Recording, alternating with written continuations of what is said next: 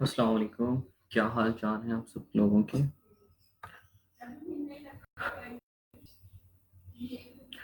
जल्दी से लाइव आ जाएं सब लोग ताकि हम अपने लेक्चर को स्टार्ट कर सकें।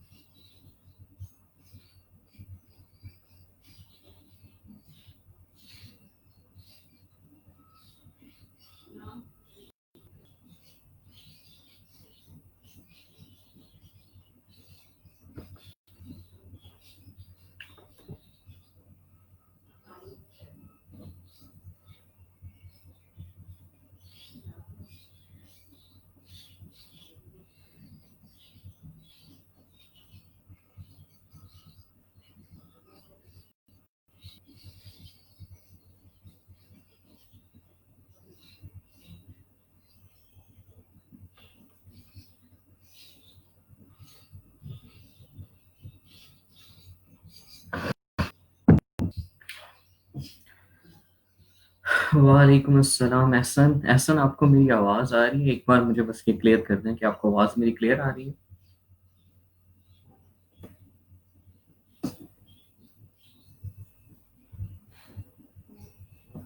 अस्सलाम वालेकुम एवरीवन।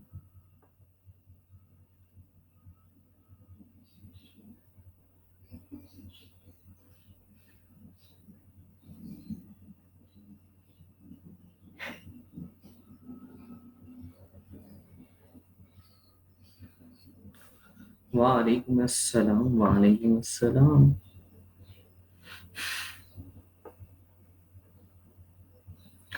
वालेकुम अस्सलाम अहमद, आदिल, एम सैयद। चलें जी, ठीक है। हमारा टाइम भी हो गया है। बाकी 7 लोग लाइव आते रहेंगे, हम अपने लेक्चर को स्टार्ट करते हैं। आज बेसिकली हमारे लेक्चर के 2 पार्ट्स हैं। ठीक है। फर्स्ट पार्ट के अंदर मैं आपको डिज़ाइन प्रोसेस के बारे में बताऊंगा कि आप जब भी कोई चीज़ डिज़ाइन करने के लिए जाते हैं, डिज़ाइन प्रोसेस को फॉलो करते हैं जिससे आपका डिज़ाइन अच्छा होता है और जिससे आप अपनी रिक्वायरमेंट को अच्छे से अंडरस्टैंड कर पाते हैं और बाकी जो भी उससे रिलेटेड आपको गैदर करना होता है, रिक्वायरमेंट से रिलेटेड, उसको अच्छे से कलेक्ट कर पाते हैं। ठीक है। तो इससे रिलेटेड है। और सेकंड फेज के अंदर हम ई बुक कवर को देखेंगे कि बेसिकली ई बुक कवर क्या चीज़ है, क्या होता है ई बुक कवर डिज़ाइन। ठीक है। तो ये 2 चीज़ें देखेंगे। फर्स्ट मैं चलता हूँ अपने डिज़ाइन प्रोसेस की तरफ कि डिज़ाइन प्रोसेस क्या होता है, उसके कितने स्टेप्स हैं और उसमें क्या क्या चीज़ हम करते हैं। ठीक है।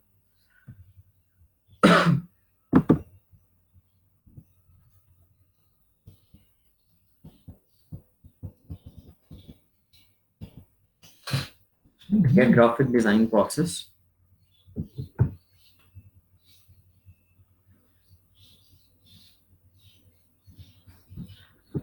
अच्छा जी, ग्राफिक डिज़ाइन प्रोसेस का फर्स्ट पार्ट आता है ब्रीफ।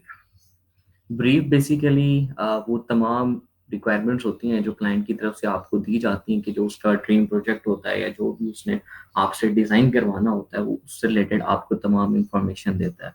फॉर एग्जांपल हम एग्जांपल ले लेते हैं लोगो डिज़ाइन की। तो लोगो डिज़ाइन में वो आपको एग्जैक्ट वर्डिंग ऑफ लोगो दे रहा होता है। ठीक है। अपने कंपिटिटर्स की एग्जांपल्स भी अक्सर दे रहे होते हैं।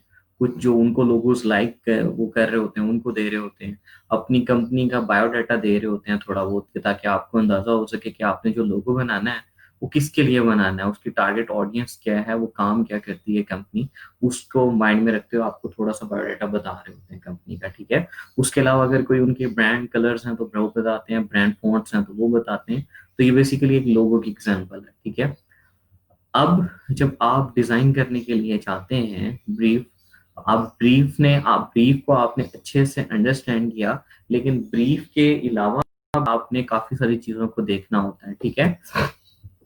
अब आप इसमें आपने चीज देखी कि क्लाइंट क्या वांट कर रहा था कि क्लाइंट ने जो अपनी रिक्वायरमेंट दी कि मुझे ये चीज़ चाहिए, कि क्लाइंट की क्या वांट है, आपने ब्रीफ के जो सारी इंफॉर्मेशन होती है उसमें से दो चीज़ें निकालनी है और पॉइंट ऑफ रेफरेंसेस देखने होते हैं कि जो उसने रेफरेंसेस दिए थे उनसे आपको क्या क्या मिल रहा है, कि जो क्लाइंट वांट कर अपनी रिक्वायरमेंट में और पॉइंट ऑफ रेफरेंसेस में क्या चीजें एक जैसी है और किस चीज को आपको लेके आगे चलना चाहिए। ठीक है, ब्रीफ के बाद है कि आपका रिसर्च। अब ब्रीफ तो क्लाइंट ने आपको दी, लेकिन उसके बाद आपने एक प्रॉपर रिसर्च करनी होती है अपने टारगेट ऑडियंस को माइंड में रखते हुए और क्लाइंट की रिक्वायरमेंट्स को माइंड में रखते हुए, कि क्लाइंट बेसिकली जो लोगो बनवाने के लिए आया है फॉर एग्जांपल, या कोई पैकेज डिजाइन या बुक कवर बनवाने के लिए आया है, वो किस कंट्री के लिए है, किस कल्चर के लिए है, क्या वहाँ का एज ग्रुप होगा, ठीक है, क्या वो मेल्स के लिए है, फीमेल्स के लिए है।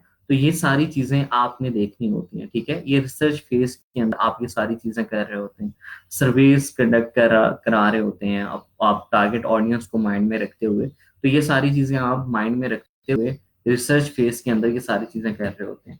फॉर एग्जाम्पल रिसर्च में आप देखते हैं कि उस कंपनी से रिलेटेड जिसका आप लोगो बनाने जा रहे हैं या पैकेज बनाने जा रहे हैं या बिजनेस कार्ड बनाने जा रहे हैं, जो चीज भी बनाने जा रहे हैं, कि उसमें ट्रेंड में क्या चीज है, उस वक्त ट्रेंड में उस फील्ड के अंदर क्या है।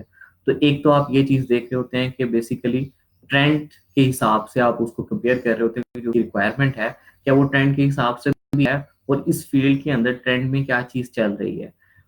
जो सेकंड चीज है कि कंपटीटर्स उसके जो हैं वो क्या यूज कर रहे हैं, उन्होंने किस तरह का लोगो यूज किया, किस तरह का बिजनेस कार्ड यूज किया, क्या यूज किया। ठीक है, और कंपनी हिस्ट्री को आप देख रहे होते हैं कि बेसिकली कंपनी की हिस्ट्री क्या है। ठीक है, कि आपने माइंड में रखते हो अपने डिजाइन कंसेप्ट को लेके आना है। ठीक है, ताकि वो कंपनी को ही शो करे, ऐसा ना हो कि आपने जस्ट नाम लिया और नाम को माइंड में रखते हुए कोई लोगो बना दिया।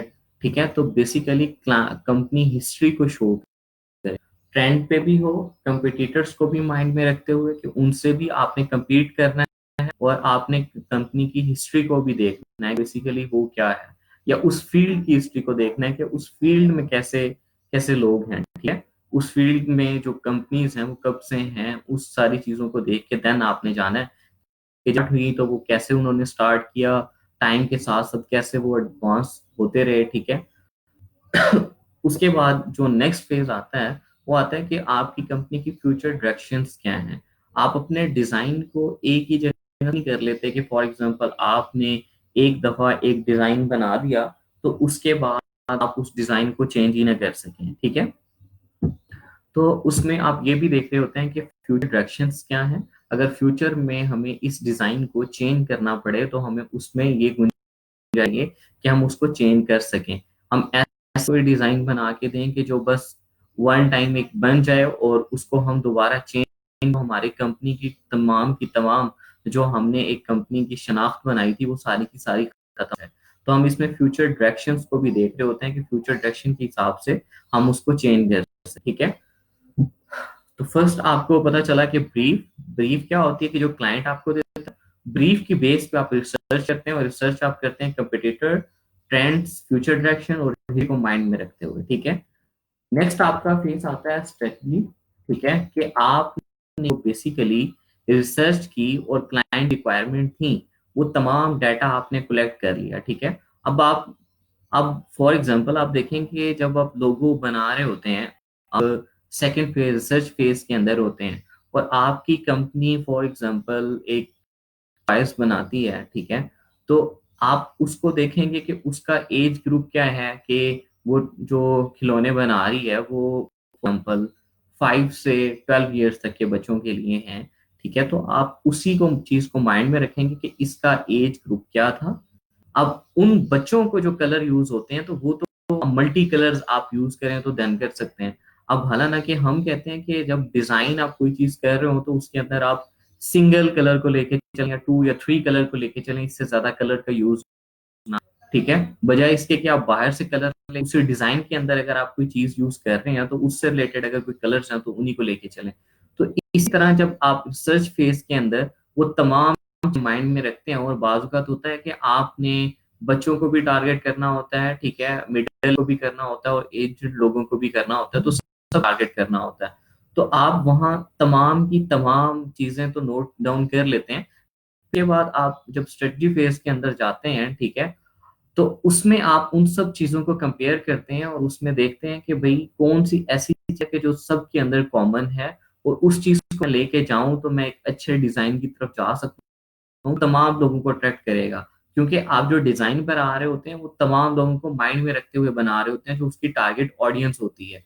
आप ये नहीं करते कि आप बच्चों के लिए अलग डिजाइन से आ जाएं, मिडिल एज के लिए अलग से आ जाएं। तो आप एक ही डिजाइन के अंदर अपने रिसर्च फेज के अंदर जो भी आपने डाटा वगैरह सारी चीजें कलेक्ट की होती हैं उसको माइंड में रखते हुए अपनी एक स्ट्रेटजी बनाते हैं, ठीक है। और उसको उसमें आप क्या करते हैं कि बार बार कुछ चीजें लिखते हैं, कुछ चीजें हटा रहे होते हैं, कुछ चीजें किसी के साथ हैं, ठीक है। तो उसको डाटा को एनालाइज कर रहे होते हैं, जो भी आपने डाटा रिसर्च फेज में और रिक्वायरमेंट जो क्लाइंट ने दी होती है उसको आप एनालाइज कर रहे होते हैं। और उसमें आप फिर एनालाइज करने के बाद उसको देखते हैं कि भाई इसमें से आप कौन सी इंपॉर्टेंट चीजें हैं जो मैं डिसाइड कर लूं कि जो मैं अपने डिजाइन के अंदर लेके जाऊंगा, ठीक है।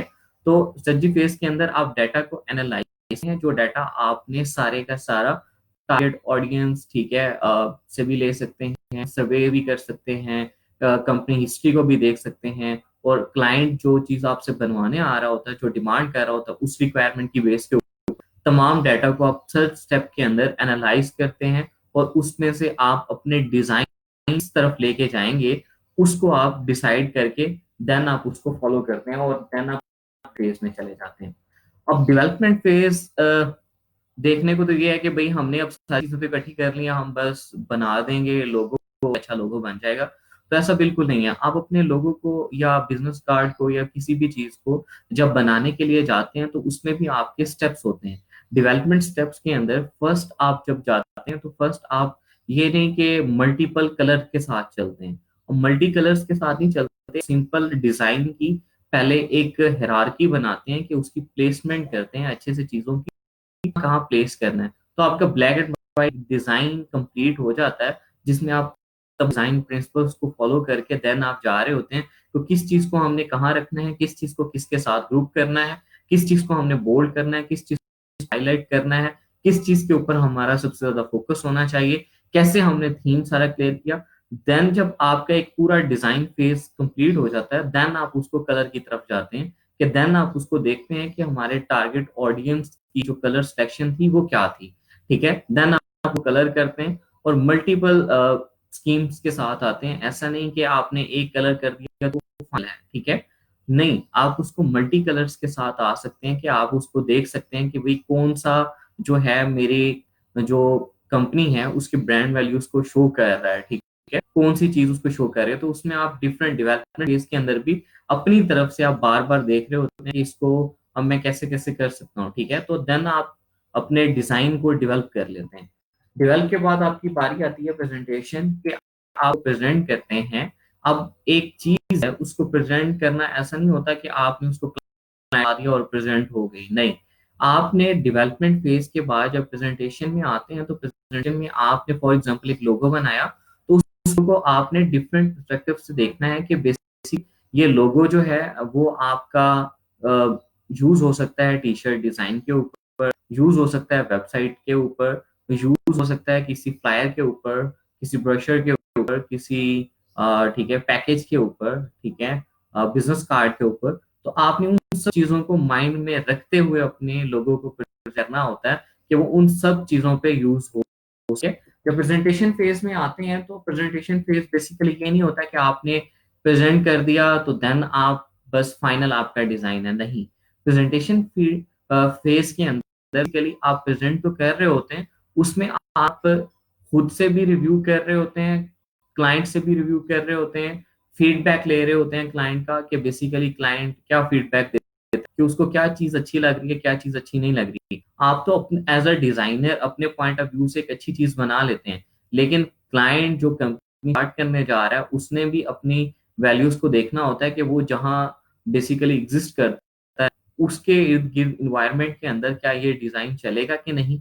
तो वो उस बेस के ऊपर आपको दे रहा होता है, ठीक है। और इसके अलावा अगर आपके पास टारगेट ऑडियंस ऑलरेडी आपके पास है, तो उस डिजाइन को आप अपने टारगेट ऑडियंस में लेके जाते हैं और उनकी राय लेते हैं कि इसको मजीद कैसे बेहतर किया जा सकता है, ठीक है।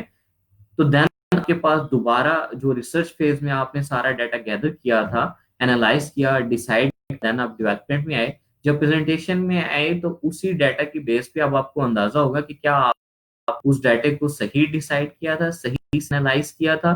तो यहाँ से बेसिकली आपका यूजर एक्सपीरियंस बढ़ रहा होता है कि आप यूजर नीड्स को आइडेंटिफाई करना चाह रहे होते हैं। बेसिकली जो चीज आप बनाने के लिए जा रहे हैं, क्या वो यूजर की नीड है भी, यूजर उसको अच्छे से यानी कि अट्रैक्ट भी करता है, एंगेजमेंट फैक्टर उसके अंदर है भी कि नहीं है। तो ये सारी चीजें अपडेशन फेज के अंदर आके आपको पता चल जाती हैं कि बेसिकली आप टारगेट ऑडियंस का जब रिव्यूज ले रहे होते हैं कि इसको कैसे कैसे इम्प्रूव किया जा रहा है, क्या ये ओके है या नहीं है, तो वो आपको जब रिव्यूज देते हैं तो वहां से बेसिकली आपकी एक डिजाइन साइकिल बिल्ड होती है कि जब अब फिर नेक्स्ट जब डिजाइन, अब फर्स्ट डिजाइन में आप जब इस चीज को करते हैं तो जब सेकंड डिजाइन में करते हैं तो आपकी काफी सारी चीजें इंप्रूव हो चुकी होती हैं। जब थर्ड में करते हैं तो फिर और मजीद इंप्रूव हो चुकी हैं, फोर्थ में जाते हैं तो और इसी तरह जब आप मल्टीपल डिजाइन।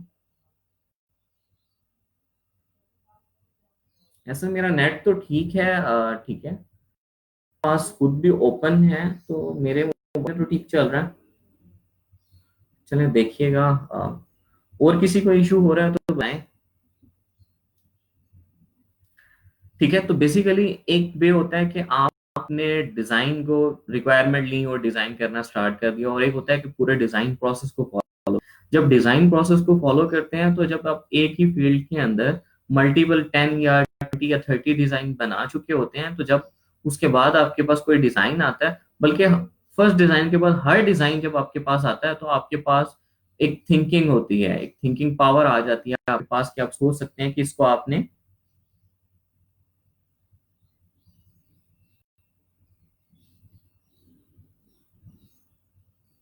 नहीं जवाब, ऐसी तो कोई बात नहीं है, गेट फिल्टर वगैरह नहीं लगा हुआ।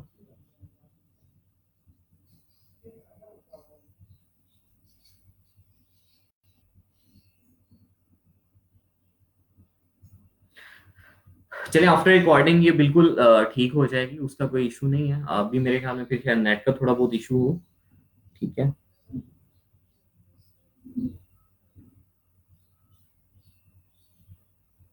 अच्छा ब्रेक हुई, अभी तो नहीं हो रही ना, अभी तो ठीक है।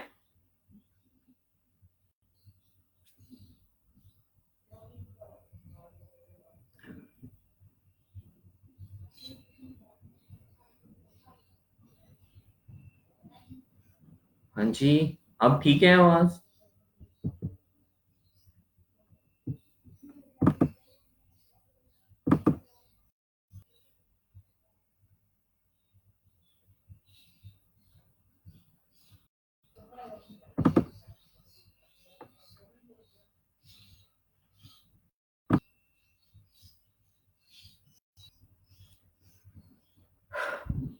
चलिए हम नेक्स्ट आगे चलते हैं, फिर देख लेते हैं। आज इमरान सलीम साहब कह रहे हैं ठीक है, तो इसका मतलब है सबके पास ही ठीक होनी चाहिए। चलें, गुड, थैंक यू। चलें, जो मैं बात कर रहा था कि आप एक डिजाइन को डिजाइन करते हैं कि जस्ट रिक्वायरमेंट डिजाइन कर देते हैं, तो वहाँ आपकी थिंकिंग पावर जो बिल्ड नहीं हो रही होती, वो जस्ट आप क्लाइंट जैसे आप कह रहे होते हैं वैसे ही आप चल रहे होते हैं। और एक आप डिजाइन प्रोसेस को फॉलो करके जब डिजाइन बनाते हैं तो आपके पास मल्टीपल आइडियाज आते हैं कि आप इस डिजाइन को ऐसे भी कर सकते हैं। और जब प्रेजेंटेशन फेज के अंदर आते हैं आप डिजाइन प्रोसेस के अंदर, तो देन आपके पास बेसिकली आपको ये पता चलता है कि आप क्लाइंट को अंडरस्टैंड करने लग जाते हैं, क्लाइंट के जो टारगेट ऑडियंस होती है उसको अंडरस्टैंड करने लग जाते हैं। और एक पावरफुल आप डिजाइन देते हैं जिसके अंदर वो फैक्टर होता है कि हर बंदा उसको देख के वो कहता है, ठीक है। और जो क्लाइंट बेसिकली डिमांड कर रहा होता है उसमें जहां वो एग्जिस्ट करता है, वहां जो बेसिकली चीज एग्जैक्टली चाहिए होती है वो आप उसको बना के दे सकते हैं, ठीक है। प्रेजेंटेशन के बाद आप उसको लॉन्च कर देते हैं, ठीक है। प्रेजेंटेशन फेज के बाद देन जब उसको फीडबैक लेते हैं तो देन आप उसको मॉडिफाई भी करते हैं। ऐसा नहीं कि जस्ट प्रेजेंटेशन आप फीडबैक लेके और उसके बाद उसको फौरी लॉन्च कर देते हैं। उसमें आपको चाहिए होती है तो आप उसको मॉडिफाई करते हैं, ठीक है, अकॉर्डिंग टू द जो उस आपने रिव्यूज लिए होते हैं, ठीक है, जो आपने फीडबैक लिया टारगेट ऑडियंस के व्यूज लिए होते हैं, उनसे कम्युनिकेट किया होता है, उनसे डिजाइन चेक की उनकी चेक की होती है कि बेसिकली उनको ये डिजाइन अच्छा लग रहा है कि नहीं। उनकी बेस के ऊपर आप फिर अपने प्रोडक्ट को लॉन्च करते हैं, ठीक है। तो ये हमारे पास बेसिकली डिजाइन प्रोसेस है। अगर से आपको कोई चीज क्लियर नहीं है तो अभी मुझे कमेंट में, आपको कोई चीज क्लियर नहीं है तो बताएं जल्दी जल्दी।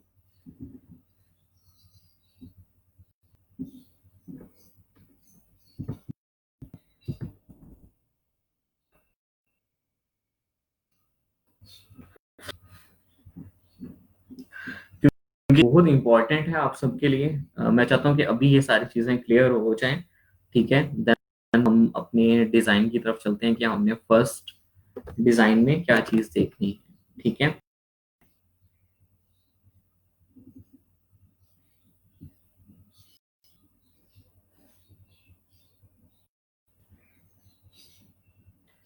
अगर चीजें क्लियर हैं तो ओके लिख दें बस। देन मैं नेक्स्ट आगे चलता हूँ।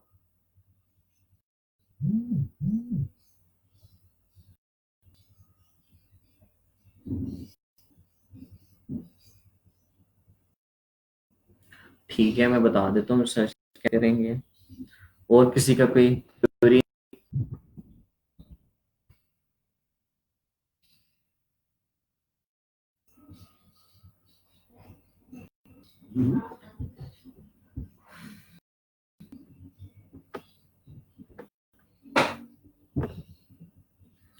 अच्छा जिशान, क्या मैं आंसर देता हूँ, उसी का आंसर भी आएगा, ठीक है।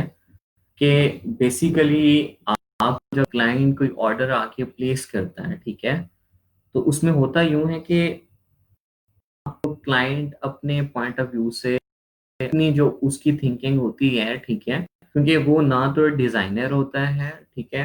अब कुछ क्लाइंट्स होते हैं कि जो एजुकेट होते हैं, जिनको पता होता है जो डिजाइन साइकिल को थोड़ा, और कुछ होते हैं कि वो कंपनी लॉन्च करने जा रहे होते हैं या अपनी कर चुके होते हैं या प्रोडक्ट्स लॉन्च करने जा रहे होते हैं, तो उनको इतना ज्यादा आइडिया नहीं होता है डिजाइन पॉइंट व्यू से। वो जस्ट अपनी रिक्वायरमेंट दे रहे होते हैं कि मुझे ये चीज चाहिए, ठीक है। इस चीज को माइंड में नहीं रख रहे होते कि मेरी टारगेट ऑडियंस क्या है, उसको माइंड में रखते हुए हम कैसे मैं ग्रो कर सकता हूँ, ठीक है। तो क्लाइंट अपने तरफ से तो आपको एक कंप्लीट इंफॉर्मेशन, कंप्लीट रिक्वायरमेंट दे देता है, लेकिन भी उसमें एक प्रॉपर रिसर्च करनी पड़ती है अपने डिजाइन को बेटर बनाने के लिए, क्लाइंट पॉइंट और target audience point of view से भी, ठीक है। अब रिसर्च फेज के अंदर जैसे मैंने आपको आपको क्लाइंट रिक्वायरमेंट देता है, क्लाइंट अब प्रॉपर रिसर्च के साथ नहीं आया, उसमें ये मेरे वर्डिंग है लोगों की, ये मेरे ब्रांड कलर्स हैं और ये मेरी टाइपोग्राफी। बाजू का तो होता है कि वो आपको जस्ट थोड़ा सा कंपनी से रिलेटेड बताता है कि मेरी कंपनी से रिलेटेड है, देन आपने खुद ही बाकी चीजें करनी होती है, ठीक है।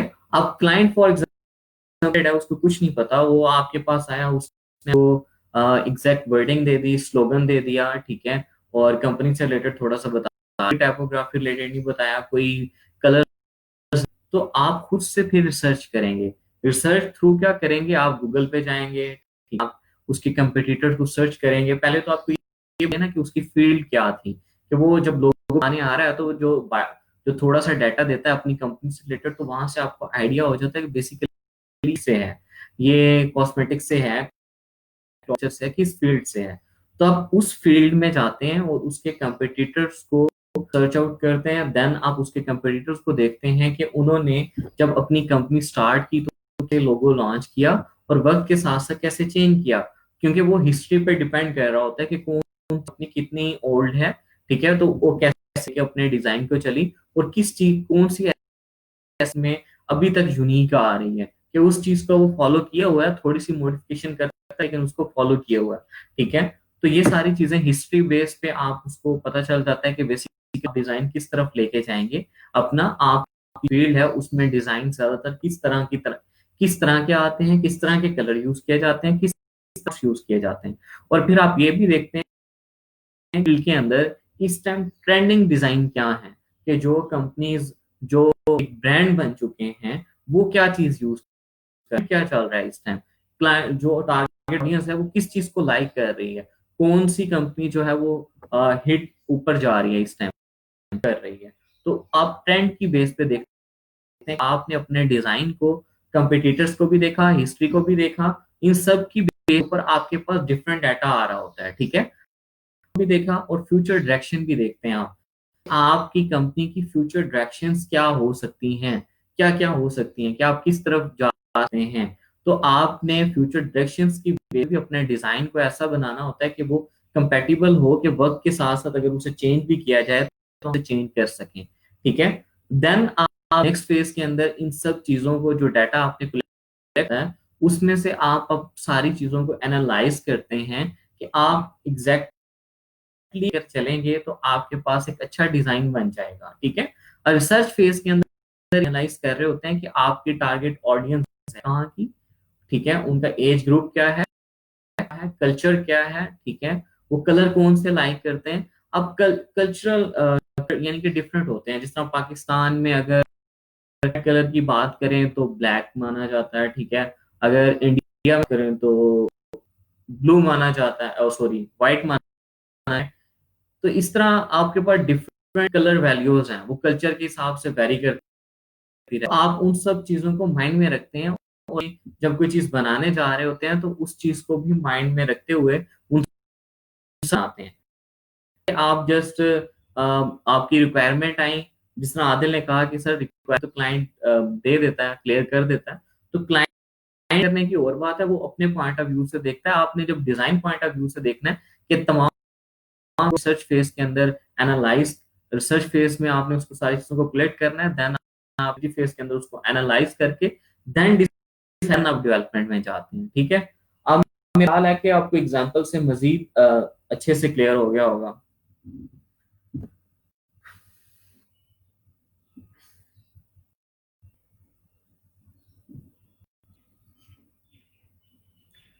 हाँ जी जिशान, आपको क्लियर हुआ अब?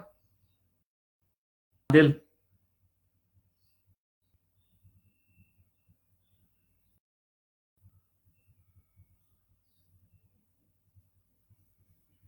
अच्छा, आ भी रहा है तो यूं करें कि जब रिकॉर्ड हो जाएगी तो वहां मेरे ख्याल में आवाज बिल्कुल ठीक आती है। अभी मेरे ख्याल में नेट के इशू की वजह से आपके पास आवाज जो है वो रुक रुक के शायद आ रही है, या आज हमारा पहले तो नहीं आता।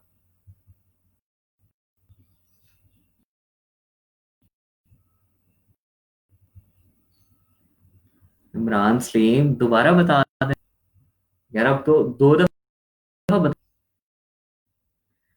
चले मैं एक बार थोड़ा सा दोबारा एक बता देता हूँ, ठीक है, कि इमरान सलीम को भी समझा है। एक हमारी रिक्वायरमेंट होती है कि जो हमें देता है, ठीक है। अब क्लाइंट की थिंकिंग पर डिपेंड करता है कि वो क्या सोच के आया और उसने बता दी। क्या वो प्रॉपर रिसर्च के साथ आया भी था, उसने अपने कंपटीटर्स को देखा भी था या नहीं देखा, ठीक है, वो आपके पास आ गया, ठीक है। आपको रिक्वायरमेंट दी, उसने कहा जी मुझे ये बिजनेस कार्ड चाहिए, ये लोगो चाहिए। तो उसके बाद देखना होता है कि बेसिकली वो किस फील्ड से है, ठीक है, किस कंट्री, कंपटीटर्स क्या हैं, उसकी जो फील्ड है उसकी हिस्ट्री क्या है, इसमें की फ्यूचर डायरेक्शंस क्या हो सकती हैं according to the different companies, कि वो किस तरह किस हैं। आपका डिजाइन कंपैटिबल होना चाहिए इसके साथ, अगर आप उसे चेंज करना चाहें तो कर सकें। और ट्रेंड उस टाइम ग्रोइंग कंपनीज कौन सी हैं, वहाँ ट्रेंड क्या चल रहा है, इनको भी आप देखते हैं। और उन सब चीजों को एनालाइज करके देन आप एक फाइनल डिसाइड करते हैं कि आप जाना है, ठीक है। अब मेरा ख्याल है कि इमरान सलीम, इट्स ओके, मेरा ख्याल है कि क्लियर हो गया होगा। चलें जी, ये तो था हमारा डिजाइन, ठीक है। अभी हम आते हैं ई बुक कवर। पहला क्वेश्चन तो ये आता है कि इस बुक कवर में क्या फर्क होता है। आप अक्सर बुक्स देखते हैं, जिस तरह हम तो बुक्स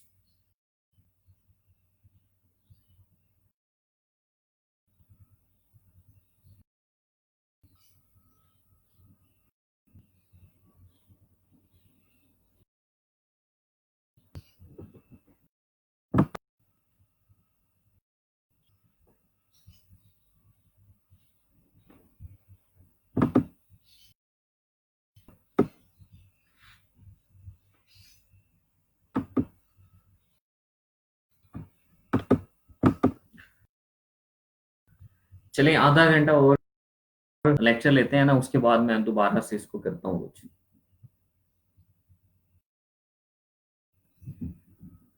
जवाब सॉरी फॉर आज जो भी हो रहा है, इसको देखते हैं आज क्या।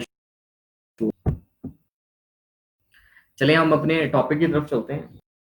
अ, हमारा आज का टॉपिक है बेसिकली ई बुक क्या होता है, ठीक है, और बुक कवर क्या होता है, ठीक है। तो इसमें फर्क क्या है पहले देख लेते हैं। बात करें बुक कवर की, पर जस्ट अगर कोई क्लाइंट आपसे कहता है कि मुझे, जो आपका बुक कवर बेसिक कवर होता है कि जो आपने प्रिंट करवाना हो, आपके पास फिजिकली आपके पास उसका जब बुक कवर कोई डिजाइन करवाने के लिए आता है, कवर बेसिकली बुक कवर होता है। और ई बुक कवर आपके पास जैसे आपके इसे दिखाई भी दे रहा है कि आपके पास डिजिटली जो किंडल पे होती हैं, गूगल पे होती हैं, ठीक है, एप्पल की, इसके अलावा स्मैश बुक्स हैं।